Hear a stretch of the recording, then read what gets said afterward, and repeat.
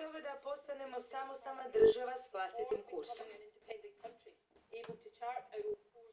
Zidari, tesari ili keramičari Hrvatskoj očajnički trebaju, ali zato zanimanje je sve manje interesa. Škole upisuju sve manje i manje učenika tih struka, a građevinci bi rado zaposlili i radnike iz BiH ili Bugarske, ali ni oni ne žele doći u Hrvatsku jer im se ne isplati. Petra Mačić bila je u strukovnoj školi u Bedekovčini u kojoj ove godine nisu upisali ni jednog tesara, a mogli bi ih zaposliti 30. Ovo je generacija građevinskih tehničara prije 20 godina. Ovo je sadašnja.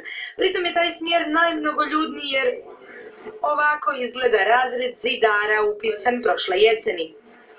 A ovako razred tesara. To zapravo i nije razred jer tesara nema niti jednog. Po interesu koji iskazuje realni sektor, znači poduzetnici, da imamo sada 30 zidara, vjerojatno bi svi dobili posao. Što se tiče ostalih zanimanja u graditeljstvu, na primjer monter suhe gradnje, soboslikar, ličilac, keramičar, oblagač, pa ja vjerujem da njih 10 do 15 bi našlo posao. Tako je razmišljao i Florijan, pa je sada u drugom razredu za arhitektonskog tehničara. Pa gledao sam da znam od čega bom živio i htio sam baš to upisati i rekao budem upisao, pa kaj bude.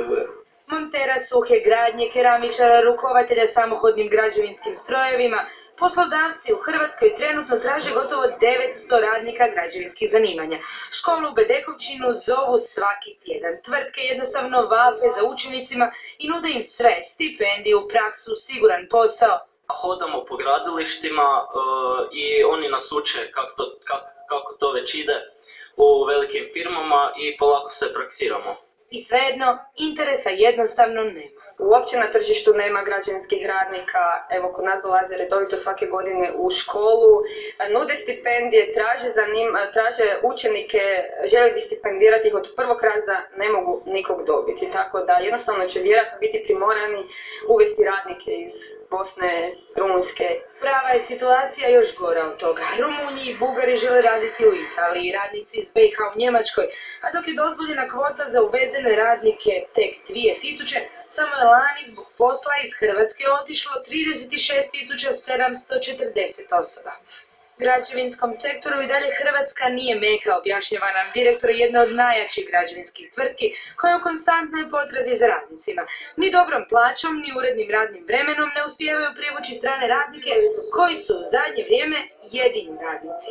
Mi smo prošle godine u svim osnovnim školama Krapinsko-zagorske županije, ove godine Zagrebačke županije napravili dakle predstavljanje tvrtke i time i ponudili stipendiju od 1500 kuna.